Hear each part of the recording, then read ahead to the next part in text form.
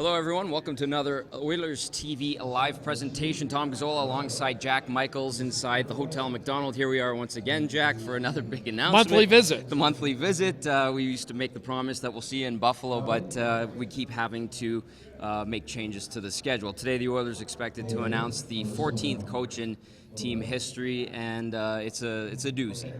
Well, I mean, look, there's two big names out there.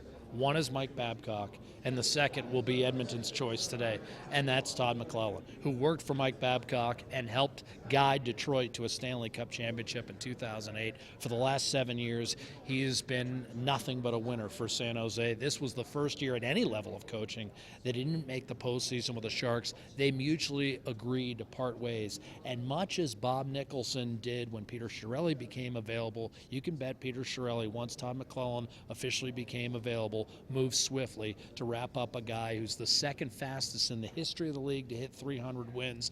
Tom, 3 division titles, a President's Trophy. He did everything but win a Stanley Cup with San Jose. He'll be entrusted with a different type of task this time around with the Edmonton Oilers, in the sense, Tom, that he's not taking over a proven winner. He's got to turn the Oilers in to proven winners and annual contenders as he had in San Jose. 311 wins as a head coach in the NHL. The last one, of course, coming against the Oilers as it turned out, yes. April 9th. Yeah. Laurent Brossoit was standing on his head that night. Is it?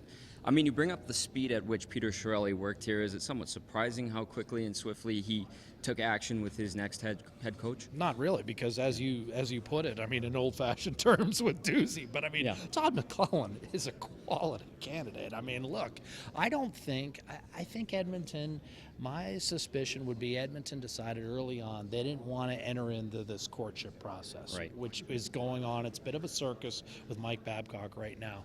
They like Todd McLellan, they knew Todd McLellan, and he's a proven winner with an unreal resume. I mean, Todd McLellan is one of those coaches, Tom, I think it was Rex Ryan who made the phrase famous, "I'll be out of work 5 minutes." And that's what universally everyone in the NHL said when Todd McLellan and the San Jose Sharks decided to kind of mutually end their relationship. He was going to be out of work 5 minutes. It's a phrase which obviously is an exaggeration, but Todd McLellan was going to get another NHL head coaching job. He is on the short list of the best this game has to offer in terms of coaching, and he's coming off a gold medal winning performance where Canada was every bit as dominant as the Olympic team and winning the World Championships. And oh, by the way, who was he coaching? He was Taylor coaching, Hall. yeah, Jordan Eberle. Right. And now they're in the mindset, along with Todd McLellan, of winning something. Their last games going into next season won't be playing out the string. They'll be winning a gold medal over in Prague with their new head coach, Todd McLellan. So not only have the players and the coach experienced winning, but they've experienced winning together. We've watched him coach against the Oilers since you and I have joined the broadcast team here in Edmonton. So the last 5 seasons, obviously, they've had some extremely strong teams. But what are some of the things, some of his qualities that he brings to the forefront with his teams, and some of the intangibles that guys really like as players? Devastating power play. I mean, he was the architect of that Detroit power play, who was number 1 in the league in 2006 when they were upset by the Oilers in the first round, and they were number 3 in the league when the Red Wings won the Stanley Cup in 2008. And as you know, the last few years in San Jose, granted, he's had some good resources with which to work, but San Jose's power play has been deadly, and he loves having guys who can play down the middle, who can be versatile. And in his top 6 over the last several years, he's had at least 4 guys who can not only take draws consistently, but win them consistently. Okay, so Tom McLellan heading up to the podium along with Peter Chiarelli. We'll throw it up to the podium for the announcement right now.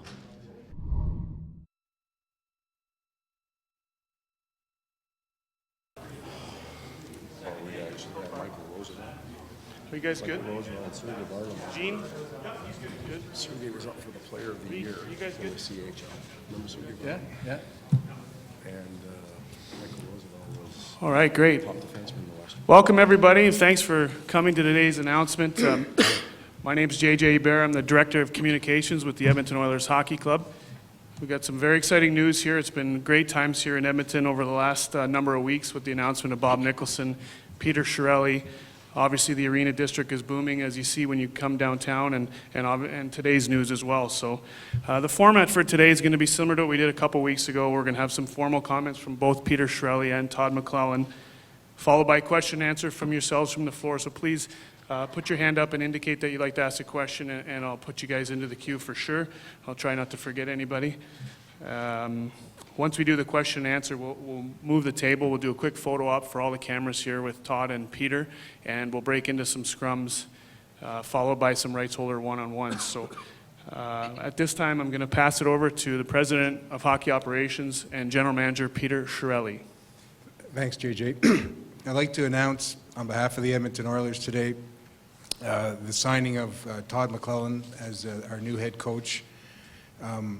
Todd brings with him a wealth of experience, a level of energy and intellect that I haven't seen in a long time.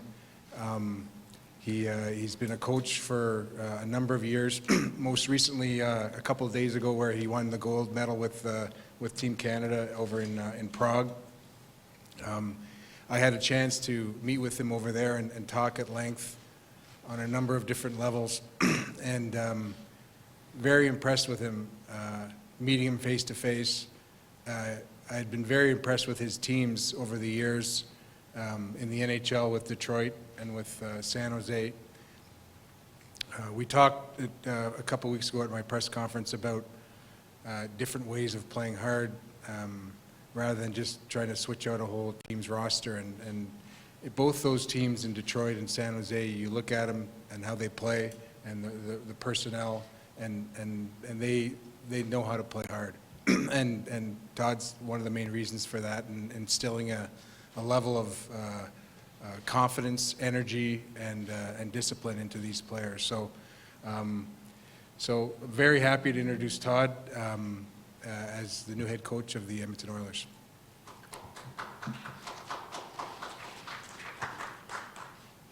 Guess it's my turn. Thanks, Peter. On behalf of myself and my family, my wife Debbie and my two boys, Tyson and Cale, I'd like to thank Daryl Cates and his family for allowing me and us the opportunity to become part of the Oilers family, to become part of the Oilers community here in Edmonton, and we're very, very excited about it. Bob Nicholson, Peter Chiarelli, Kevin Lowe, the remainder of the staff have all played an important part in my decision to join the hockey club. I was looking for an opportunity to be involved with very good people that have a passion and an energy level that was very high, and I think that I've discovered that this group has that. The desire to work towards success was very evident when I met with each of them, and that's something that I was looking forward to with a new hockey club. And you know, the players then came into play, and having spent time with Taylor Hall and Jordan Eberle over the past 2 weeks, two great young men that have a skill set and a hockey sense that any team would love to have. There's obviously many other assets in the organization and within the team that are very enticing and exciting to be around. And I look forward to meeting that group and working with that group moving forward. So thank you to everybody for allowing me the opportunity, and I look forward to it. Great, thanks very much, gentlemen. At this time, we're going to take questions from the floor. Again, if you can please just raise your hand, and once I acknowledge you, go ahead. Ryan? Right behind you, just hang on one second.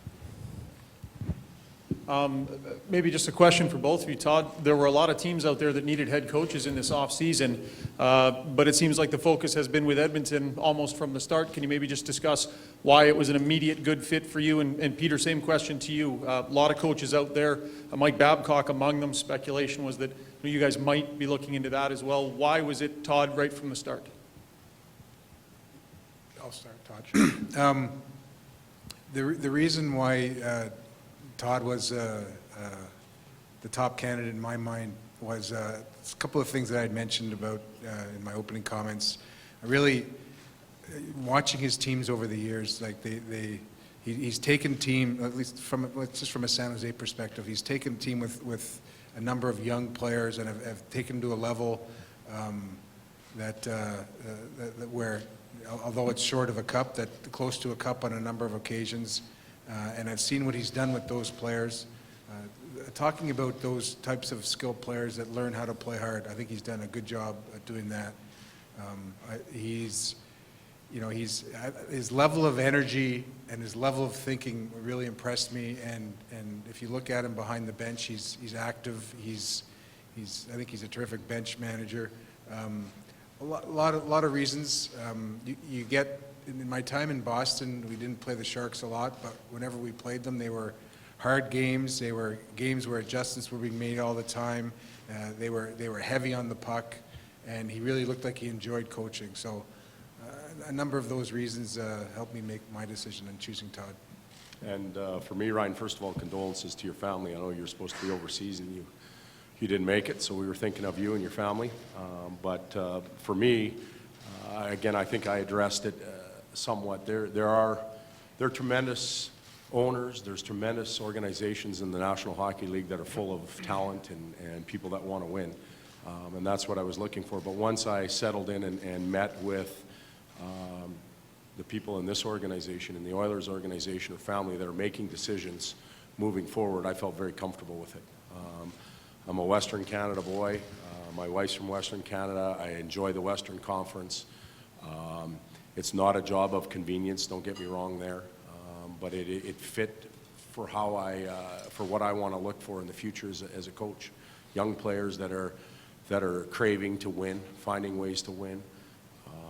You know, and again, having spent some time with Jordan and Taylor, I think it was evident that I think we would have, you know, some good days ahead of us. They won't all be great. It's very easy when you're winning 10 or 11 games in a row overseas to be comfortable. There will be painful days ahead for all of us. We know that. But for me, your gut tells you when it's right, and the people. And that convinced me that this was the right spot for myself and my family. Jason and Bryn. Todd, Jason Greger from TSN 1260. In San Jose, you had some real all-star veterans, but you brought along guys like Couture and Vlasic and Pavelski and many others, become them your next guys. Here, there's not a lot of that leadership core yet. Taylor and Jordan, you know, the two longest-standing Oilers. How do you bring along the young guys with veterans? Do you think it's necessary to have some veterans insulating the young guys as they learn how to win? I think there's veterans in this organization right now. You know, Matty Hendricks and Boyd Gordon, those type of players, Ferentz. The important thing in that situation is to blend that. You can't have separation of older players that have many warrior wounds on them and the young guys that are coming along without those wounds and everybody going their own direction. You have to blend them, and everybody's important in an organization. You can have the grizzled veteran, if you will, for lack of a better term, that maybe his game is more of on a decline than an incline, but you can have the young superstar coming up. They have to find ways to intermingle and to mesh so that their assets come out on a daily basis. And you know, I don't know the group well enough yet to say that exists. I think there's work to do there. But you have to create the right environment, the right foundation to bring that out on a daily basis. And the game is the reward for the players to play. That's the easy part. It's everything that goes into it. It's the practice time, it's the road time, it's the commitment level away from the rink, at the rink, where they have to mesh. And you know, I've talked in the past about leadership. You know, who's more important, the leader or the followers? They all have to work together. And you know, as time goes on here, we'll figure out the group, and inevitably somebody will step to the front and make sure that's the right guy. Bryn and then Terry. Hi, Todd. Bryn Griffiths from K97. Taking a look at your numbers through your career in San Jose on the power play, sensational except for 1 year. But why were you so successful with your power play there, and how can you bring that skill set to a young group like this one? Well, you know, as a coach, I believe that most of us are wired to show the players how. This is how we're doing things, and I don't think we take the time to get them to understand why. And for us, our power play did certain things. We taught them how, but we tried to get them to accept why we were doing it, what the results were for doing certain things. And we'll try and bring that here to Edmonton. They've had tremendous pieces on the power play. You obviously saw it improve as the year went on here. Some very gifted players that can play in those situations, but there's some principles that that have to be in place for power plays to be successful, and often those are the hardest things to get finalized. Once those are in place and players believe that they can have a chance at success with it, then their skill set comes out. So, we hope to transform that and bring it here. But there are no guarantees. We're starting from scratch. We've got a lot of work ahead of us in all areas of the game, not just the power play. Terry, welcome back. Thank you. Welcome back Jonesy. yourself. You look way better than I do for a long flight. Yeah, you had a private plane. Okay. They didn't fly you back privately? No, We got to talk to your boss. we do. Peter, to start with, Todd at about a week and a bit ago made the statement that when you found your wife, you don't need to make a whole lot of dates after that. And it was about 2 days after you left town in Prague. Can you describe it from your end on this marriage? And Todd, could you kind of go through the timeline of when you knew and how you knew and how many other conversations you might have had after the fact? It happened fairly quickly as far as trying to set something up, and we wanted to get ahead of it with Todd. So I went over to Prague and we spent 3 or 4 hours on a number of different things. And I had a fairly exhaustive checklist to go through with him, and he had a lot of questions for me. And felt it was a better time in the tournament earlier on. Competition, the pace, the daily schedule grind wasn't quite up to speed yet. So it was a good time to do it. I knew there'd be a lot of teams that wanted to talk to Todd, so I wanted kind of to be first in to let him digest it and get to know me and what we're about here and what we're trying to do here. So timing and opportunity was good, and the fact that he had some time was good too. And just wanted to. He's the guy that we wanted, and I wanted to get on it in a hurry. I was trying to stay away from the marriage metaphor, but Yeah.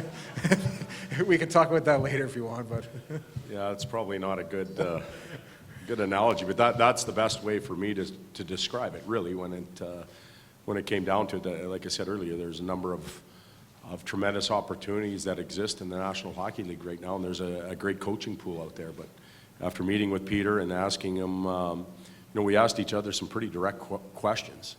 And, I liked the answer and the direction that Peter was taking the conversation, and obviously Peter liked my end of it. So we took it from there.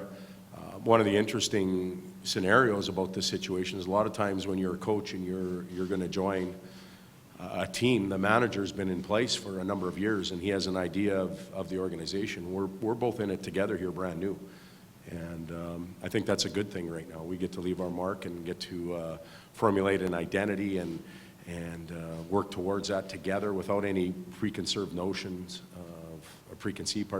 notions of individuals or partners on the D or lines or anything like that. It's brand new. Everybody gets a fresh start, and we'll go from there. Adam and then Gene. Todd, Adam Cook from CTV. I just wonder, you've had a lot going on here in the last few days, but I wonder if you've allowed yourself to start even thinking about potentially coaching a kid like Connor McDavid. Yeah, I have had a chance to think that, quite regularly. Putting my head down on the pillow in Prague allowed me a lot of thinking time, especially when your sleep patterns are off. You spend more time awake than sleeping, and we've thought it through a lot. I have never had the opportunity to see Connor play live. Obviously, have had a chance to see him play video-wise, on TV and that type of stuff. But this is a special player. He has a special skill set that fans are going to enjoy for a long time. But he's still a young man. He's learned how to deal with an immense amount of tension and pressure. But that's at the junior level. It's going to change when he gets to the National Hockey League, and it's our job to make sure that we get the most out of him in a real good environment. Not in a protecting environment, because he's got to learn how to deal with that, but making sure that he is comfortable in his surroundings, taken care of away from the rink. One of the things that I did when I was in Prague was spend some time with Sidney and ask him what it was like as a young 18-year-old coming up that way, and some of the hardships he may have had or didn't have, some of the things that he appreciated, teammates or the organization that some of the things they did for him that allowed him to blossom. It's tough to be that player in this world, especially in the Canadian market. But Connor will be fine. He'll get what he needs from the Oilers organization, the coaching staff, and his teammates. And he is just one piece on the team. It's going to be about the whole, not individuals, and that's how we're going to approach it. Gene and Min. Gene Principe with Sportsnet. Peter and Todd. Todd, congratulations. Peter, when you first got in and started to look at the many things you wanted to accomplish, could you discuss just the importance of coaching stability for the Oilers? And Todd, especially with your longevity in San Jose, just what it takes to have that type of longevity sometimes with one franchise or one team? Well, by no means is there a perfect amount of time for a coach. I think from the consistent messaging viewpoint, that's important in delivering your message, and from a coaching perspective, he's the main messenger, and I think to have it over time with more or less the same group, I think you'll see that reaps tremendous rewards. Having said all that, I mean, there's a lot of stuff in between, not just having a stable coach for a certain number of years. Like, you have to work well together, you have to have a plan, and it has to be laid out and executed. And but Todd's one of the top coaches in the league, and we're fortunate to have him here. And something that goes unmentioned so far is that his work ethic, what I've seen, is tremendous, and we're going to see that. We're going to see that very soon. And from my perspective, Gene, a couple things. I think that you break the game down into relationships as a coach and tactics. And you have to be able to contribute in both areas so that the players have success. And as far as relationship building, you've got to create a trusting environment, an environment where the players know you can help them and are willing to help them, but also hold them accountable the right way. I do think that today's player and athlete overall, regardless of what sport it is changing. I have a 19-year-old that plays in the USHL, and just to see him interact with his teammates through technology, through their support systems is dramatically different than what athletes were going through 10 years ago. So we have to understand that as a staff. We're not changing it. We have to accept it and work with it. So there's a challenge there. The tactical part of it is very important. You have to evolve, you have to change, you have to figure out where the game is going or you're left behind.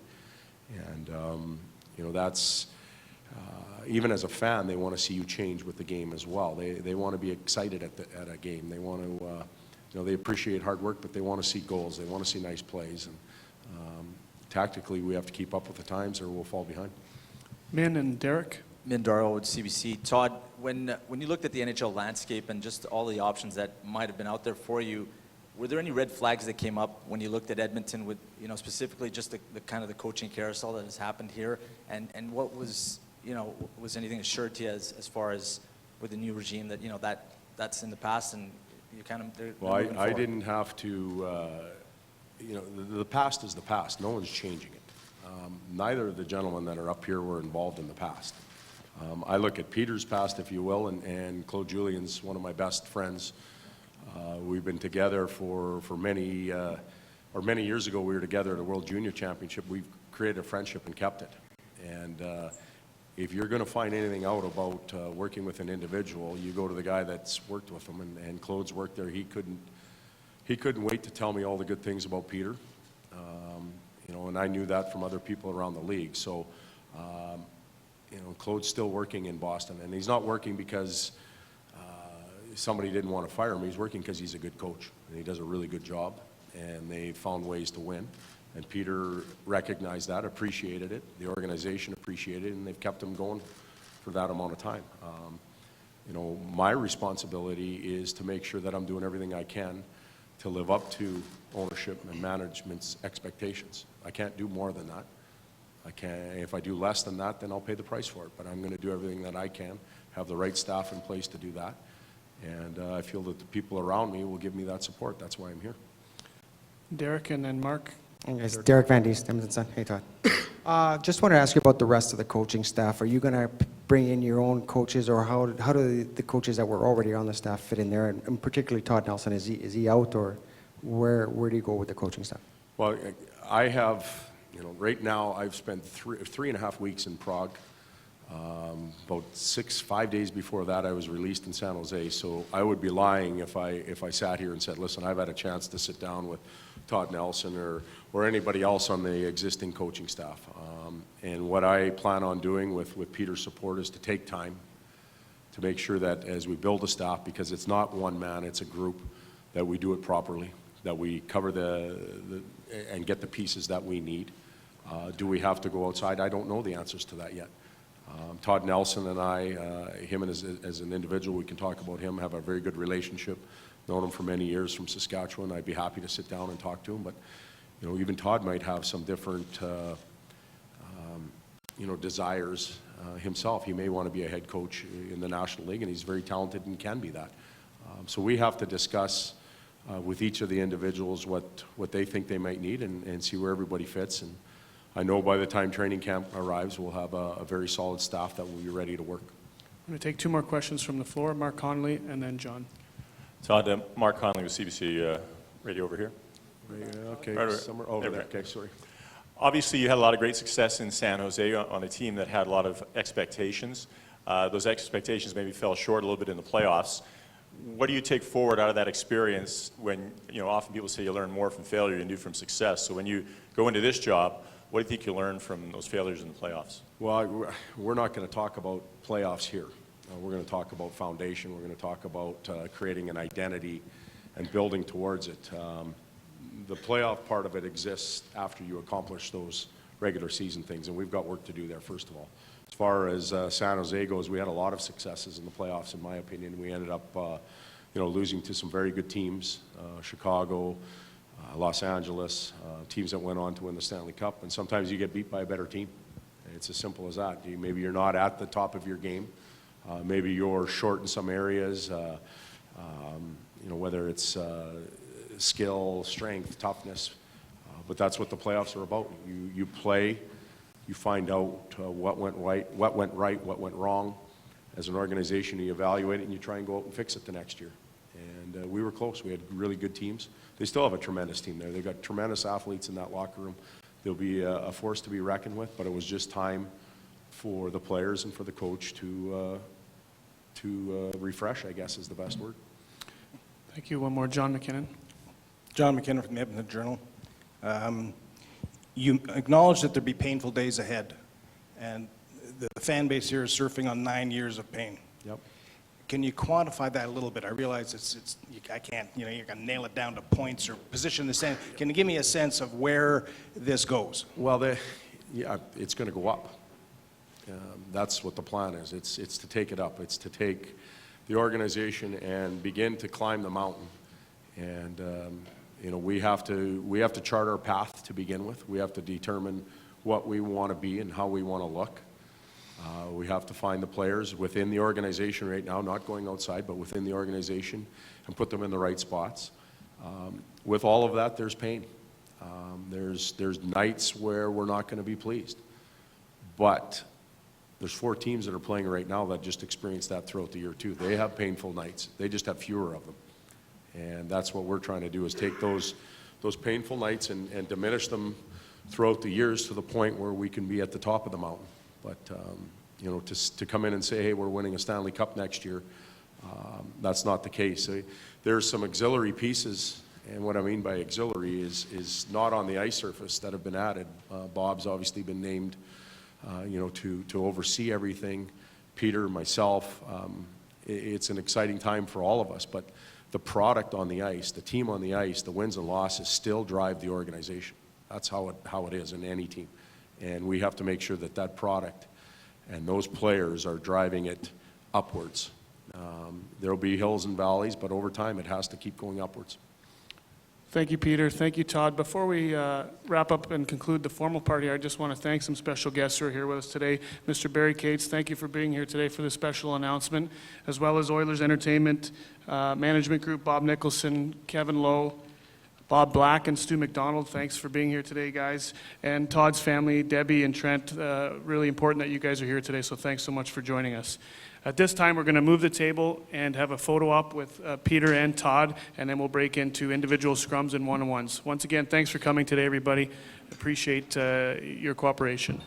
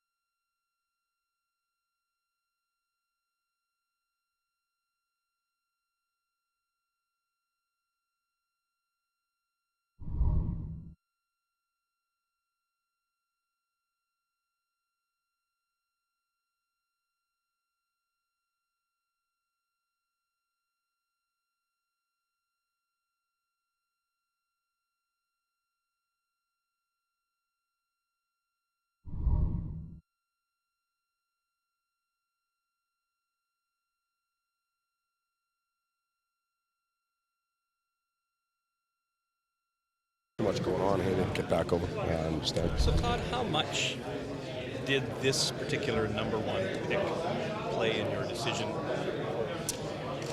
Well, it was something everybody was watching. If you were a coach out of work and and was considering a position to attain or to land in, everybody had an eyeball on where Connor was going to end up, of course. But he wasn't the only factor that came into play. There's so many other things that one has to consider, and I only get to make 50% of the decision. The other part was made by the Oilers organization, and the way it turned out, I'm really excited about it. But today will probably be our easiest day. We've got a lot of work ahead of us, and we're all looking forward to that. Todd, there's a large number of teams that are looking for coaches, and I think the sense was, had you waited, there might have been multiple offers, multiple opportunities coming your way, but you got this done pretty quick. Why?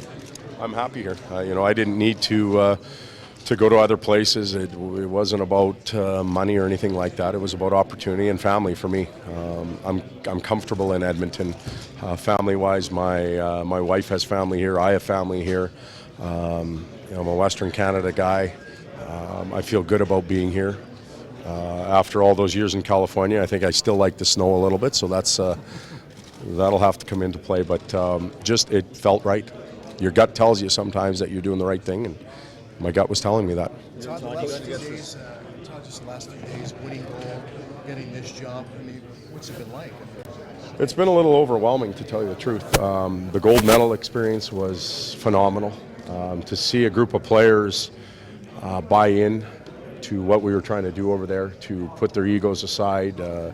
We talked a lot about the whole being more important than the parts and getting better every day, and that theme has to take place here in Edmonton as well. And if that group over there can do that, there's no reason why anybody else can't. It may take a little longer. We may not have all the right pieces, but what we do have, we have to make better here.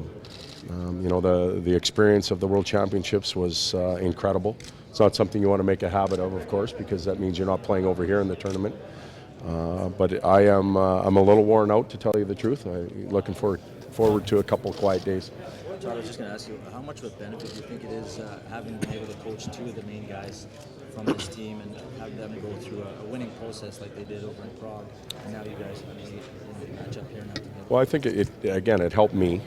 I got to understand them a little bit more and figure out their personalities, and I'm sure that's twofold. They'll be able to give you those answers as well. But It's a different game there. It's a tournament format. It's a short-term event. There's a lot of positive feedback, not a lot of grind time by coaching staff. So we were successful together there, and now moving forward, this is long-term. This is every day. This is not picking and choosing when you want to do it right. It's doing it right all the time. That goes, through the coach and all the players, not just Jordan and Taylor.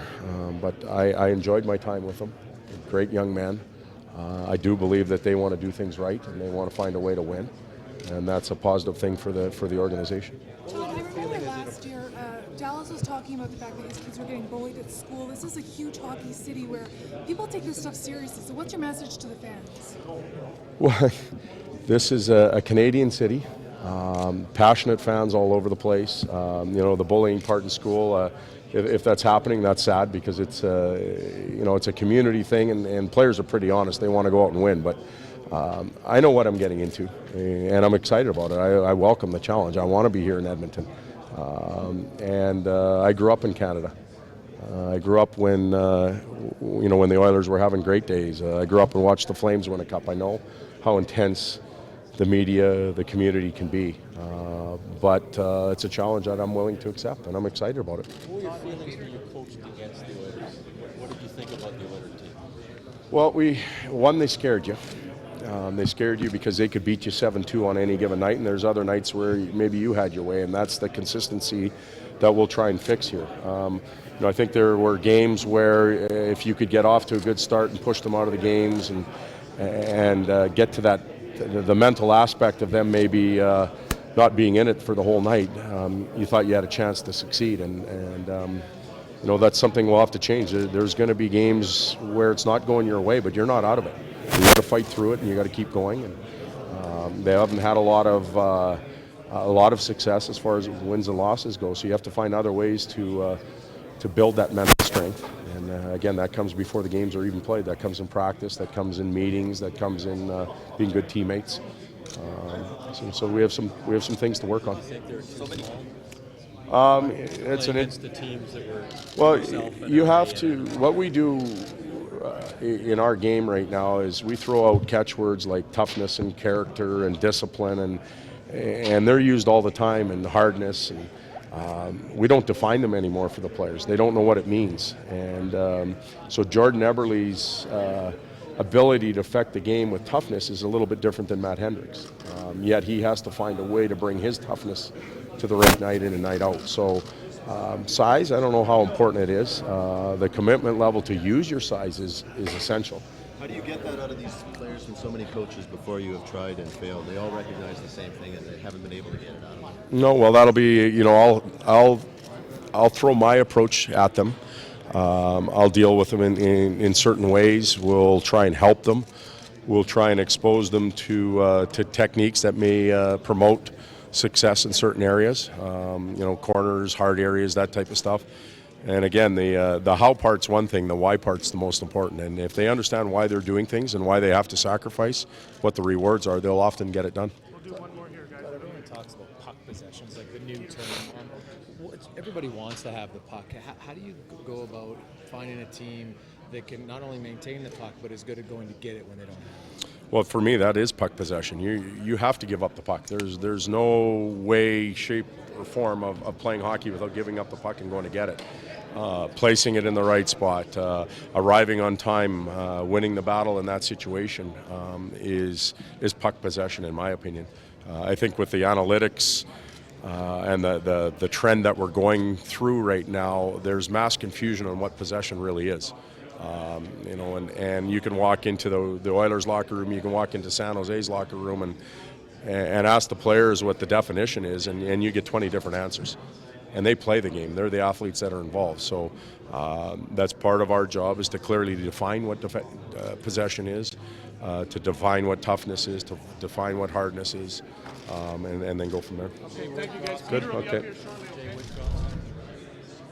We hope that he will be part of our organization. We're going to go do a sports. Yeah.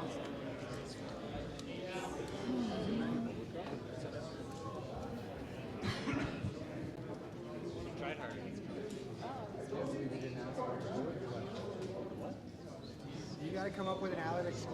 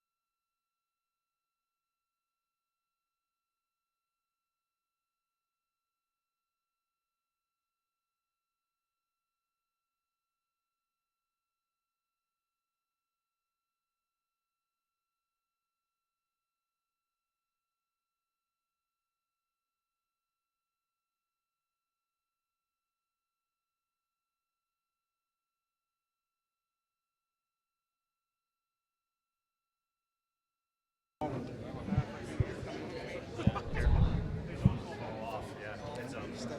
good. Thanks. The perception was that everybody would be after Mike Babcock, but obviously you had already gone down the road with Todd and you weren't interested. Well, I got to know Mike a little bit at the Olympics and a little World Championship before that, and I think he's a really impressive coach and an impressive person. And I talked to Kenny Holland about him.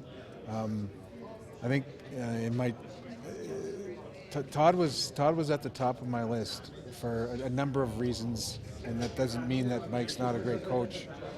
I thought the fit was right with our personnel. I thought the fit was right with the way I manage, and in this business, it's like when you want to get a top coach, you have to act quickly, and it's almost like a free agent in for players. It's like if you're not in there first, then you're probably not going to get that guy. So I made it an effort that he's a guy that we had to go after hard. There's some advantages to like Todd mentioned and kind of alluded to it, that you're both kind of coming in fresh and you're both starting new here with this organization. Are there advantages? Yeah, I mean, as far as leaving your imprint on it, as far as exchanging ideas, which may not be new to you, but they're new to the organization. So we both have a set of new ideas, new philosophies. There's a freshness about it that kind of reinvigorates things, and myself included. Like it's not just this is the way things are done. But there are a lot of good foundation blocks here, which is one of the reasons why I chose to work here, and it's one of the reasons Todd chose to work here. But yeah, definitely there's that certainly makes it more of an opportunity. Will Todd have free reign to hire his entire coaching staff? I want Todd to be comfortable with his coaching staff. It'll be a collaborative thing, but at the end of the day, he has to be comfortable with it.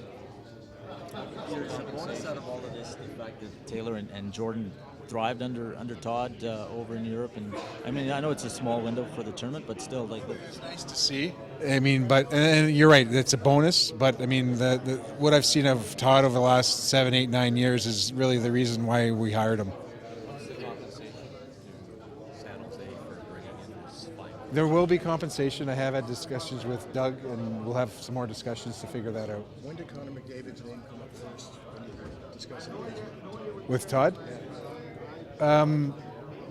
We really didn't discuss it much other than we have a chance to get a really good young player.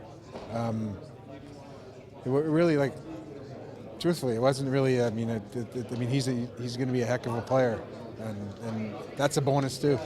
At your original press conference, you said you liked that the Oilers played fast, but you'd like them to play a little bit harder. Did Todd mirror that philosophy with you? He's coached against them more than you probably saw them even in Boston. And how many changes do you think you guys will have to make to get that and make that happen? Well, as I said, it doesn't necessarily mean you have to completely flip out your roster. I mean, it's about philosophically how you play, and if you can remember what I said, it was like we played fast here. You want them to play harder. There are different ways to play hard, not just meaning you're going to bang bodies, whether that's being in the right position, whether that's knowing how to strip a puck, whether that's knowing how to protect a puck. All that has to be drilled into your mind, and it has to be repetitions.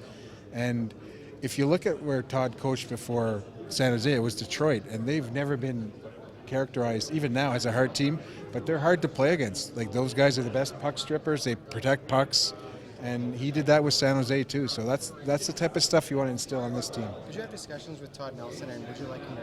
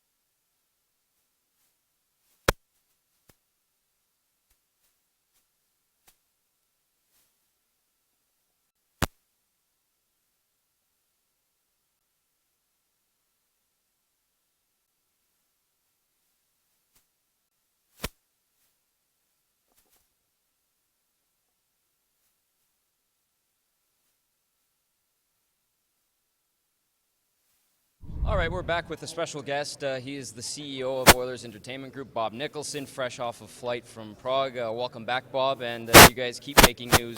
How important and exciting is this announcement today? It was huge, and Peter Chiarelli, as soon as he was hired as the general manager, we had some discussions, and Todd was the person that he wanted, and we just saw what happened in the last week here, leading Canada to a gold medal, but what he's done in Detroit and San Jose, I think he's a real good fit for our team right now. Bob, are there some parallels that can be drawn in terms of how quickly you acted to bring in Peter Chiarelli into this organization, and then in turn, once he was in the organization, he might have said to you, I want to bring Todd McLellan into this organization? Yeah, you know what? I stated as soon as I was hired that we do have a plan. We're not going to put timelines on any of that, but we're going to move quickly. As soon as we're comfortable with where we want to go, we're going to get there as quick as we can. And I think the Oiler fans are going to be pleased where we'll get to on some other decisions, whether it be hockey or business, and communications. Every part of the organization, we're going to try to improve here. Bob, as just a guy, the coaching aspect aside, just as a guy, what kind of guy is Todd McLellan as a person, and why is that good for this organization? Well, he's a coach. He loves coaching. You just have to watch him on the bench. He's really active with his players, and I think he's really clear. He's a great communicator. He clearly has a plan. He delivers that plan, and then really makes the players accountable. And when talk to all the players over there, whether it was Sidney Crosby or Burns, and Jordan and Taylor, they really like this guy. He was clear on the messages he was giving, and I think he's going to do that job right here with the Oilers. Just had a chance to talk with Peter Chiarelli, Bob, and one of the things he said is he had no real personal relationship with Todd McLellan before this process started, but he said one of the things he had noticed from a distance over the years is how poised and effective Todd was in delivering his message, not just to players, but to the outside world, the media, from a distance. What were your thoughts in terms of once you were in front of Todd and talking with Peter about this process, where he fit into that mix from that perspective? Yeah, I totally agree with Peter. And I got to know Todd way back in the program of excellence, and I've just seen him grow as a coach. But you saw it today at the press conference. He was relaxed, and he gave a very clear message to the media and to the fans, all the Oilers fans. And he'll continue to do that. And that's so important for us right now. We have a group of players that have to grow, and he's going to be a big part of making that happen. Did you talk to him at all when you guys were in Prague? I know he was busy coaching and you had double IHF duties, but did you have a chance to sit down with him as well and maybe chat a bit? Yeah, we did. We just got caught up. I talked to him a bit before he left, just how to handle the Canadian situation. So, it was a great conversation over there, and he was really excited about coming on board. And, it starts with Daryl Cates. He asked a lot of questions. One day over there, we got Daryl on the phone, and that was important to Todd and his family, who the ownership was and how the group's going to work. Bob, one of the things that always struck me when you were in charge of Hockey Canada is you master the art of gathering the best available resources and then empowering those people to do their jobs moving forward. Is it similar to kind of what you're thinking about in terms of the hockey operations department now? You've brought Peter Chiarelli in. He in turn has brought Todd McLellan in. Is it now about empowering them to do what they've done so well for a number of years? Yeah, you know what? I think it has to be very clear what the job description and what the roles are. And Peter thinks along those same lines. And then, how everyone reports, and you got to have a team approach. And, there's going to be overlap between hockey and business and all of those things, but you got to make sure who's leading each of those areas, and we're getting that done now. It's going to take us some time to make sure we get that clarity, but we'll be ready for the beginning of the hockey season. Bob, we appreciate you doing this. I know the body clock's probably readjusting to North American time. Thank you again, and we'll be back shortly to wrap things up with Jack.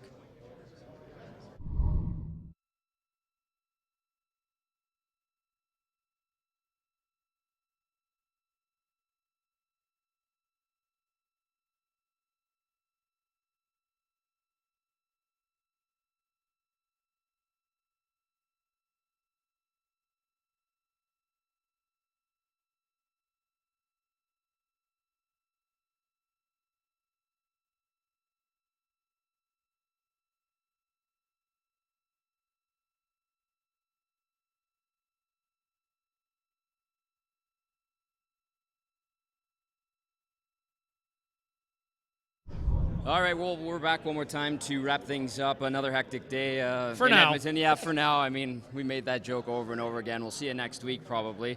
But, Jack, just some closing thoughts on the Oilers' new head coach. I mean, it wasn't really a secret in the last couple of weeks, but a lot of excitement. Obviously, the team still hasn't played a single game yet, but, people should be eager to see what's coming forward now. No question. And now you look forward to how this will translate in terms of wins and losses. And I think one of the reasons the win-loss column has not been favorable to the Oilers over the years is there has been a relatively lack of stable process at the highest levels in terms of management, who's the head coach. And I think Bob Nicholson in the last month and a half has taken two major steps into achieving that stability, bringing in Peter Chiarelli as president and general manager of hockey operations, and then, of course, the appointment today of Todd McLellan as head coach. Prior to him agreeing to mutually part ways with the San Jose Sharks, Todd McLellan was the third longest tenured head coach in the NHL, behind only Mike Babcock and Claude Julien. And Peter Chiarelli had a long run in Boston after laying the foundation for an Ottawa Senators club that reached the Stanley Cup final in 2007. Of course, Chiarelli helped lead the Bruins to 2 Stanley Cup finals. So now, all of a sudden, you've got Chiarelli and McLellan, who've been nothing but models of stability over the course of their career. They've been bounced around a number of organizations, and they're now atop a hockey operations department that has been unstable over the last 5 or 6 years. So I think that and that alone should give Oiler fans tremendous reason for optimism that a major brick of the foundation has been laid. Well, you speak of foundation, that's the exact same word Todd McLellan did use when he said what the plan is going forward. He said, we're not going to win a Stanley Cup this year. Foundation stability, like you said, but he's a calm guy. Yeah. that's another thing, too. He doesn't seem to get worked up. And off camera, Bob Nicholson mentioned that, too. How much will that help this group, which is still young, is starting to get some experience, but relatively, young, like I mentioned. Sure. But how much is that going to benefit these guys as they try to carve out a career and find some success? Well, the biggest thing that Todd McLellan has to do is to train the players into the spirit of winning. And the good thing about the World Championships is he had two key Oilers, of course, the longest-serving Oilers, with him.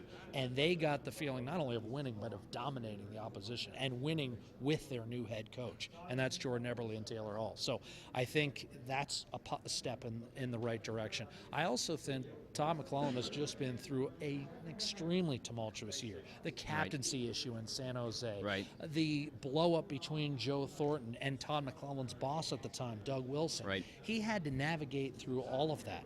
So a 3-game losing streak in late November is not going to unsettle Todd McLellan. He acknowledges there will be painful days ahead for this team. What he aims to do, in his own words, is shrink those painful days. And I think, look, 2 key components of the Oilers' young core. One with Todd McLellan, they're going to be approaching the season from a very positive standpoint. Chiarelli, McLellan, I think the players, Matt Hendricks had a great World Championship, Yes, so he did, there's some key components in the Oilers dressing room whose last touch of hockey wasn't playing out the string. It was achieving big things at the World Championships. And I think moving forward, both on ice and off the ice, the Oilers have made tremendous strides in a positive direction over the last, what has it been now, 7 weeks? That calmness and that savviness, how far will it go in this market where the scrutiny, because of how things have gone over the past 9 seasons, will be high, and that's to be expected? You and I both know, Tom, I mean, when you're in a city like Edmonton, the Oilers are front and center for at least 7 months out of the year. And that's not when this stuff is going on. Then it becomes 9-10 months of the year. And with Connor McDavid this year, with the Combine and the draft, 2 things we'll be covering right here on Oilers TV, it's almost a 12-month season this year for the Edmonton Oilers. Absolutely. So I think it's going to serve Todd McLellan exceptionally well. I think even this past season, the first year ever that he didn't make the playoffs, is going to serve him well because he had a lot of stuff to deal with on the ice and off the ice. So I think the little bumps comparatively that the Oilers might have along the way are nothing compared to kind of an explosive situation. It's not often you get maybe your best player and your boss not getting along. Right. That kind of drama is not going to exist with the Edmonton Oilers organization. And again, I think you got to give Bob Nicholson a tremendous amount of credit for moving quickly to acquire Chiarelli and then encouraging him to do the same in the search for the head coach. And now the Oilers have 2 real key components, in their foundation. Having said all that, I think we'd be remiss if we don't give Todd Nelson a word. Absolutely. Todd Nelson came in here at a very tough time. He handled things quite well.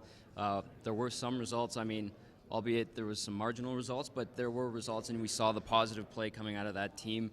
And they beat some good teams. Right. The game that stands out in my mind is the LA game late in the season when the Kings surprisingly started Martin Jones. That was a game that, they got their butt whooped prior to that, and then they go out and hand the Kings, basically knock them out of the playoffs with a strong performance. One of 3 teams. With an AHL defense and Richard Bachman starting in goal. So, I mean, that was just one example of the good things Todd Nelson did, but he did do a lot of good for this organization in the past 5 seasons. Yeah, one of 3 teams, really. I mean, you could make the argument that also Colorado and Dallas were officially put to rest. That's right. By wins by Edmonton down the stretch. So, having said all that, one thing we should touch on, obviously, Todd McLellan said there will be no further announcements in terms of a coaching staff today.